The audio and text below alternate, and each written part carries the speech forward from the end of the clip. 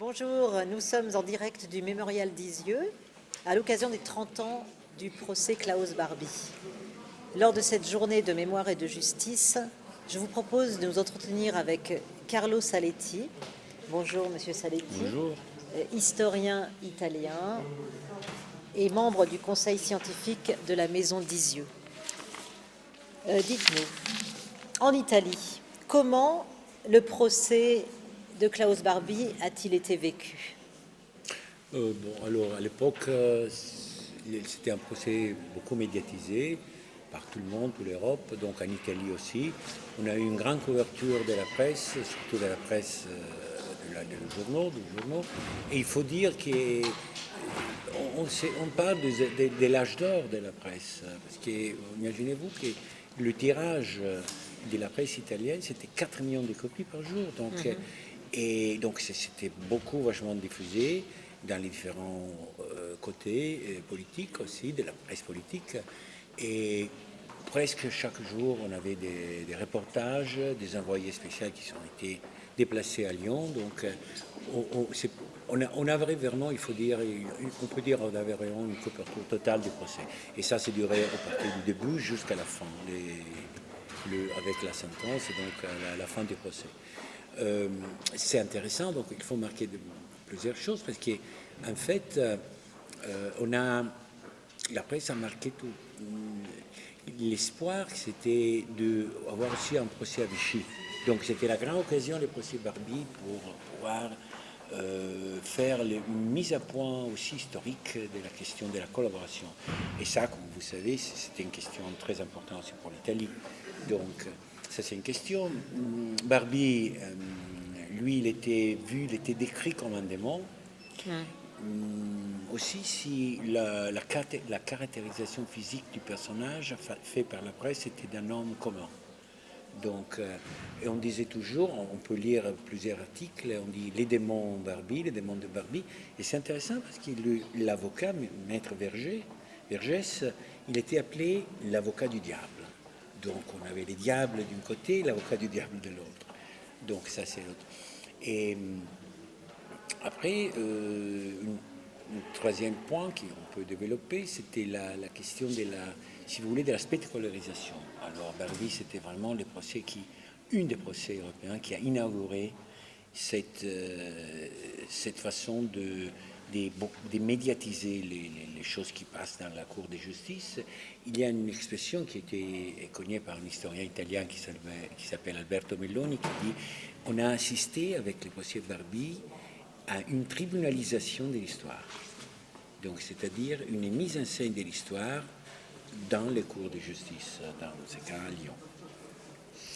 Alors, le cours de la justice en Italie était-il le même que le cours de la justice en France? Quelles sont les divergences, les convergences? Ça, c'est une belle question. Merci. Et je pense, on peut dire, en principe, on a un parcours parallèle, mais par rapport, si on plonge, on tombe dans les années 80, par rapport à la question française, il faut dire qu'on a eu des procès en Italie, mais avec un décalage d'une dizaine d'années.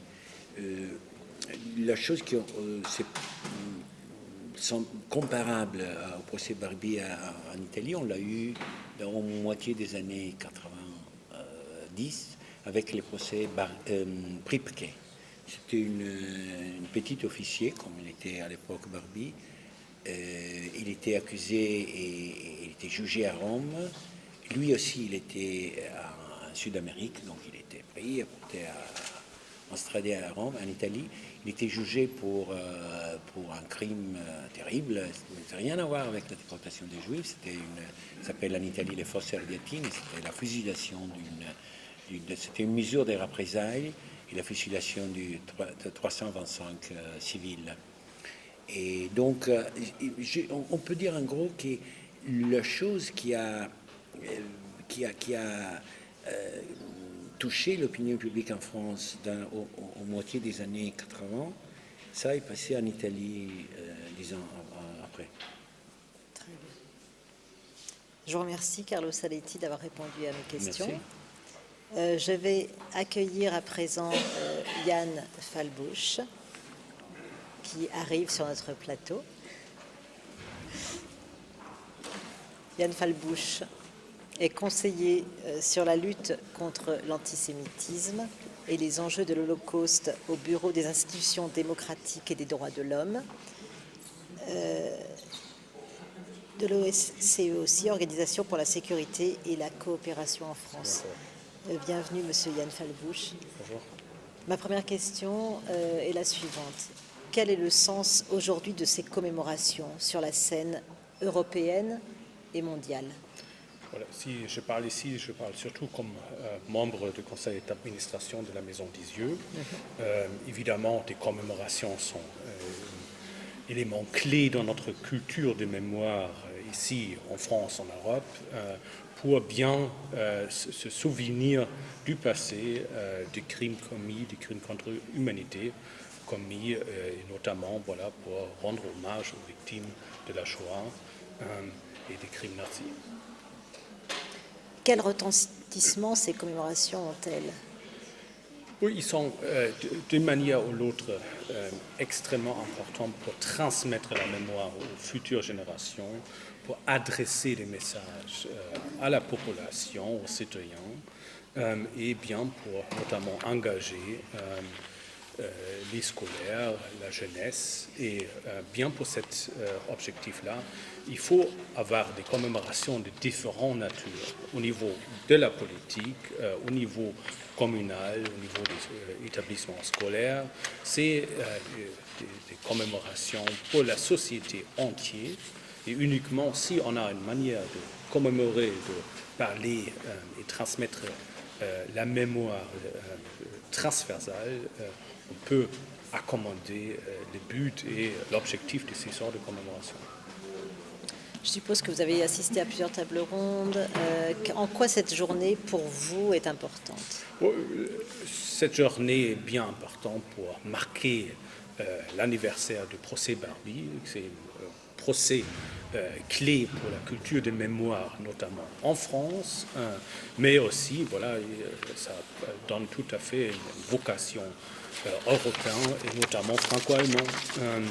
Et si on va à la Maison d'Isieux, c'est plus ou moins à l'occasion du procès Barbie qu'une initiative à se manifester pour, à la fin, acheter la Maison d'Isieux où les enfants d'Isieux ont été hébergés et pour le transformer dans un mémorial.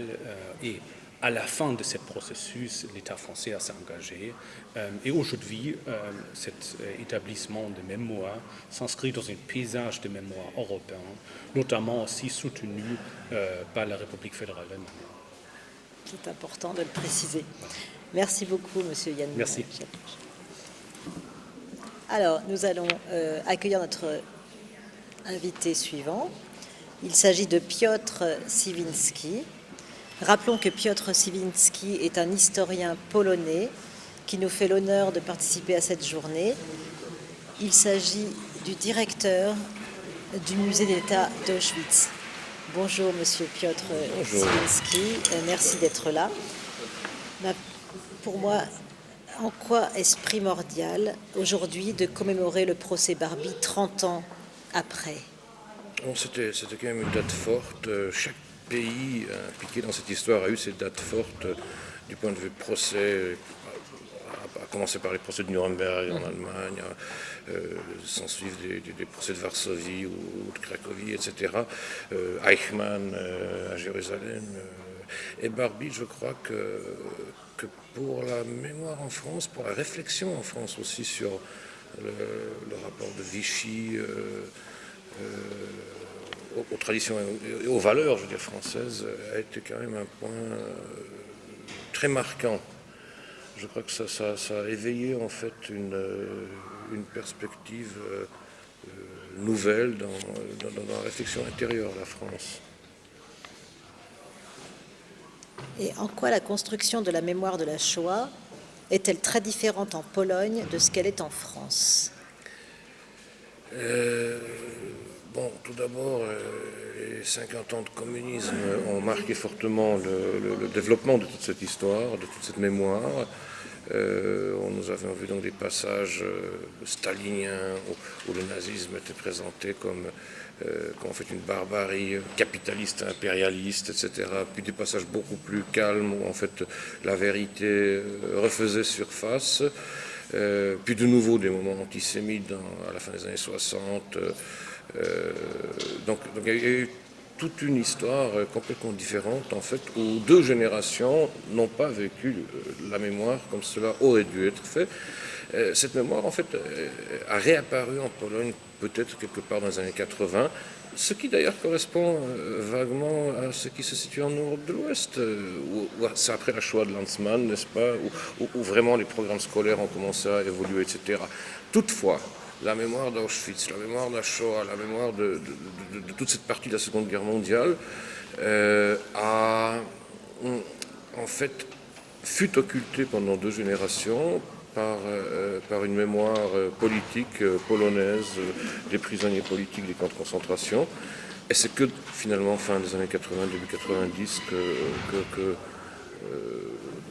avec la chute du communisme, une discussion plus large fut possible. Racontez-nous comment les collégiens, les lycéens qui viennent voir le musée d'Auschwitz réagissent-ils? Les réactions sont bien sûr très très différentes. Parmi les 2 millions de visiteurs de l'année dernière, 70% étaient pratiquement des jeunes. Et ils viennent de pays différents, de cultures différentes, de programmes scolaires différents. Ils ont des émotions qui s'expriment différemment. Je n'aime pas trop les regarder ou essayer de tirer des conclusions hâtives à leur arrivée. C'est à leur départ que c'est beaucoup plus intéressant. C'est en général un silence sourd, un silence réflectif, une solitude de masse, je dirais.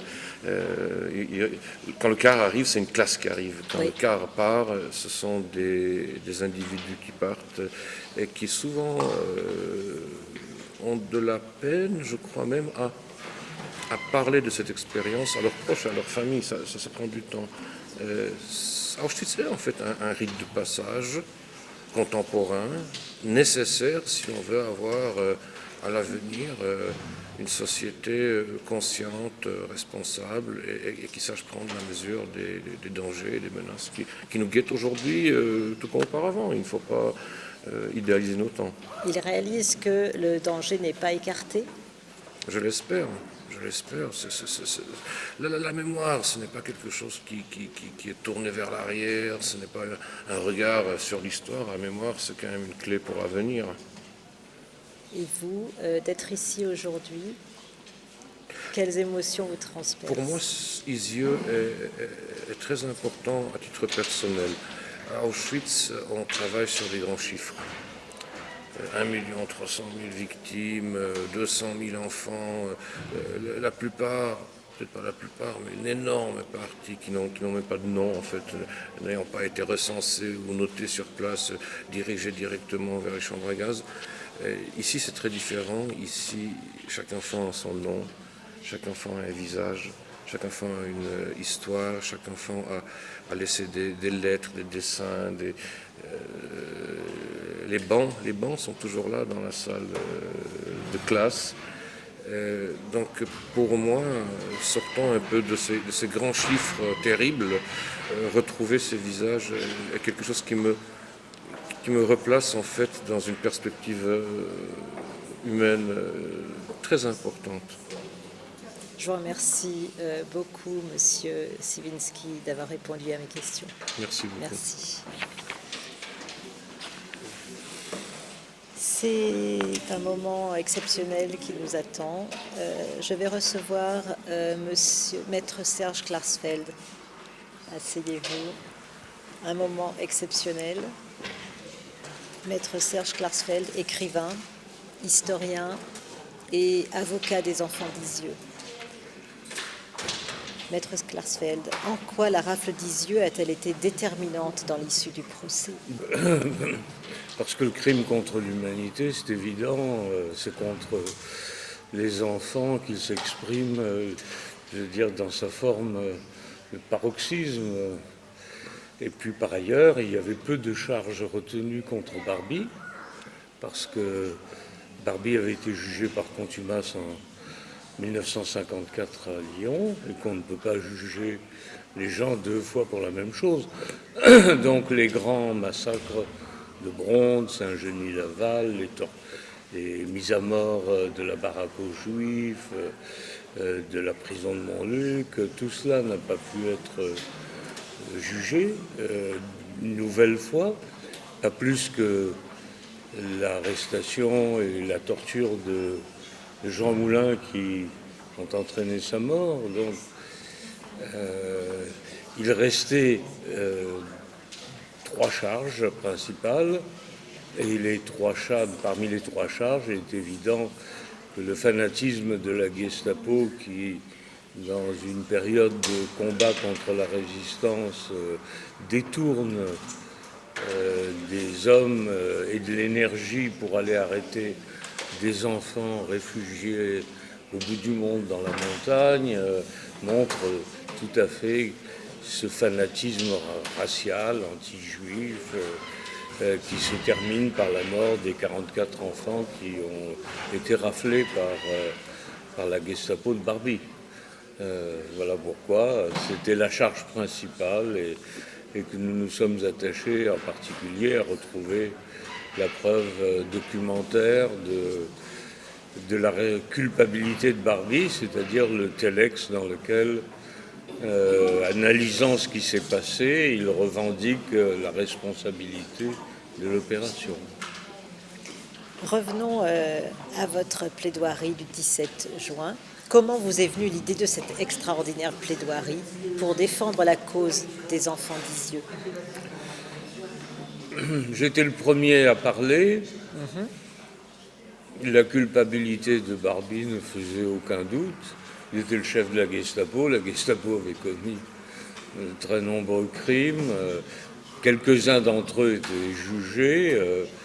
Ils n'avaient aucune chance d'échapper au châtiment ultime ou suprême qui était la prison à perpétuité. Donc un procès, c'est aussi pour l'avenir. Pour l'avenir, il fallait rappeler qui avaient été ces enfants d'Isieux, leur parcours, et un parcours qui rappelait aussi que leurs parents, pour la plupart, avaient été arrêtés par les forces de police françaises et déportés de la zone libre, ce qui est un des crimes de Vichy, d'avoir livré des milliers de juifs de la zone libre. Ce sont les seuls juifs en Europe à arriver dans un camp d'extermination en partant d'un territoire où il n'y avait pas d'Allemands.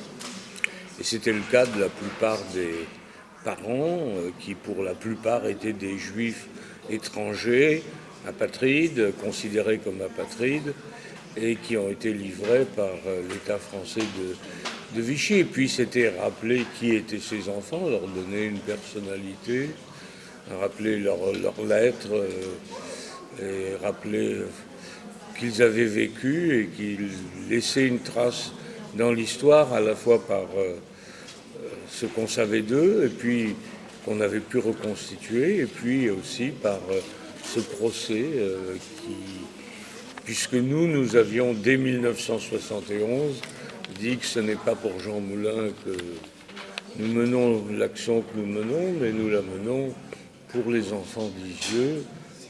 C'est là le crime contre l'humanité. Et quel est le sens aujourd'hui de ces commémorations sur la scène européenne et mondiale pour vous? Le sens aujourd'hui est de montrer que les enfants d'Isieux n'ont pas été oubliés. Le procès de Barbie n'a pas été oublié, puisque c'est un cas, on peut dire, extrême, un criminel le plus connu des criminels qu'il y avait en France, puisque avoir arrêté Jean Moulin et l'avoir torturé à mort, c'est un grand crime. Et puis tous les autres résistants qui ont connu le sort de Jean Moulin, et puis ces enfants d'Isieux. Et ces enfants d'Isieux étaient au bout du monde, ici, au-dessus du Rhône, dans la montagne.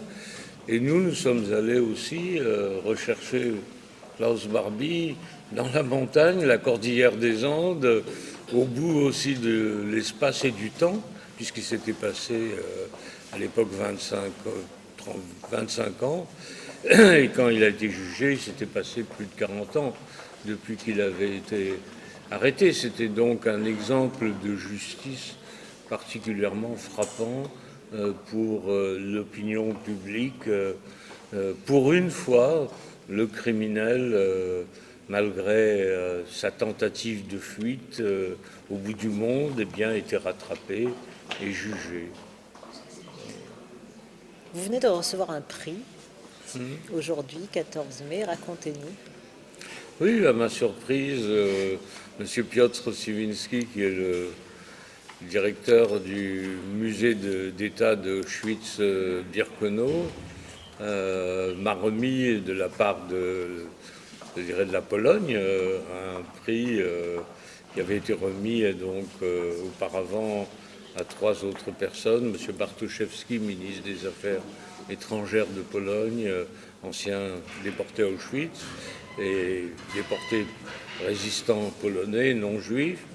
Et puis Avner Shalev, président du musée de Yad Vashem à Jérusalem, et une autre dame, une dame qui était directrice de l'éducation du musée. Je suis le 4e et donc je suis très honoré par ce prix de la lumière de la mémoire. Alors me voilà devenu une lumière. Voilà, je ne suis pas un phare, mais au moins une lumière. Voilà.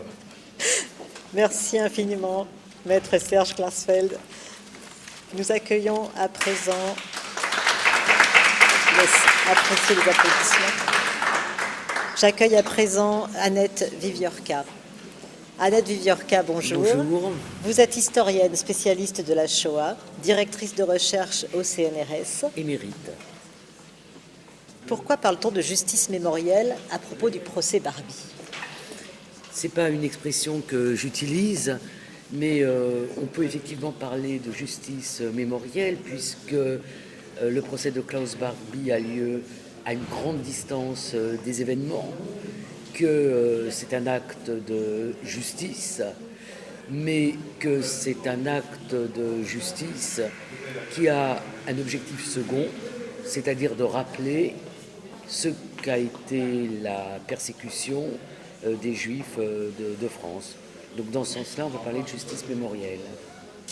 Et les relations entre justice et histoire ne sont pas toujours simples. Qu'en pensez-vous? Ah, c'est une très vaste question. Vous avez du temps. Expliquez-nous. La justice, elle sert à juger un homme. Et elle sert à le juger après une enquête qui est faite en France par le juge d'instruction, mais qui peut être faite à l'audience dans d'autres types de droits, et qui vise à établir la vérité et ensuite à prononcer une peine en fonction de qualifications qui sont juridiques. Et elle produit donc un récit qui est orienté par les qualifications juridiques. L'historien, en principe, cherche aussi à établir la vérité par des méthodes qui ne sont pas si différentes que ça des méthodes du juge d'instruction. Il recherche des documents, il recherche des preuves, il recherche des témoignages, il recoupe les témoignages, il confronte les témoignages aux documents, aux archives. Donc il y a toute une partie du travail qui est commun au juge d'instruction et à l'historien. Mais l'historien suspend son jugement et il n'est pas là pour donner un verdict. On cite souvent cette phrase de Marc Bloch disant robespierriste, anti-robespierriste, taisez-vous et dites-nous qui est Robespierre. Alors le second problème en ce qui concerne les affaires de la justice après la Seconde Guerre mondiale, c'est que le récit est informé par les actes d'accusation. Je vais donner un exemple d'aujourd'hui, la question du génocide. Pour qu'il y ait génocide, il faut qu'il y ait intention. Donc, si on suit la justice, on va rechercher un document qui nous montrerait l'intention d'Hitler ou l'intention de quelqu'un d'autre, document qui n'existe pas. Donc, l'historien doit s'affranchir de tous les questionnements qui sont ceux de la justice pour produire ses propres questionnements. Pour vous, cette journée est-elle simplement un rappel pour l'opinion publique ou elle revêt quelque chose de fondamental concernant le souvenir, la justice et la mémoire? Je crois qu'elle se déroule dans ce lieu qui est un lieu très particulier et qui est un lieu qui existe finalement grâce au procès de Klaus Barbie. S'il n'y avait pas eu le procès de Klaus Barbie, il n'y aurait pas eu la maison d'Isieux comme lieu de mémoire. Je pense aussi qu'elle met en lumière ce que pour ma part j'aime bien, une sorte de communauté informelle qui est constituée par des militants de la mémoire, donc certains comme Sartre-Parsfeld au-dessus de nous tous, des historiens, les témoins il n'y en a plus beaucoup, mais des acteurs du procès Barbie, et je pense que cette synergie entre nous tous dans ce lieu a quelque chose qui est très chaleureux et qui est très intéressant. Piotr Siewiński, tout à l'heure, nous disait que par rapport au musée d'État d'Auschwitz, qui avait des chiffres extraordinairement importants, il disait qu'Isieux, ça permettait de remettre l'humanité. Chaque enfant est connu, et c'est ce qui l'intéressait aussi sur ce lieu. On est vraiment sur de l'intime, et cela permet au public de bien réaliser, plutôt qu'une montagne de chiffres. Absolument, absolument. Le public a besoin de savoir que derrière les chiffres, il y a des hommes, des femmes et puis surtout des enfants. Puisque finalement, s'il y a crime contre l'humanité et surtout, j'ai envie de dire, génocide, c'est bien parce qu'on a été chercher les enfants partout où ils étaient. Et notamment dans ce lieu, je ne suis pas venu très souvent ici, mais chaque fois que je viens, je suis frappé par le contraste entre l'extraordinaire beauté, la sérénité, le calme qui se dégage de ce lieu et de cette maison, et la brutalité extrême, la radicalité qui a fait qu'on a été prendre ces enfants et leurs éducateurs, il ne faut pas les oublier non plus, pour aller les conduire dans ce bout du monde qui est Auschwitz, dans ce lieu qui n'existait même pas dans l'imaginaire des gens. Donc je crois que oui, il y a quelque chose de très particulier dans ce lieu. Mais quand nous avons fait le pavillon d'Auschwitz, pavillon français d'Auschwitz, exposition, nous avons choisi d'évoquer un des enfants d'Isieux en faisant 5 parcours individuels de déportés à Auschwitz. Parmi eux, il y a un enfant d'Isieux. Merci beaucoup, Annette Viverka, d'avoir répondu à mes questions. C'est moi qui vous remercie. Profitez de cette journée et à bientôt. À bientôt, merci beaucoup.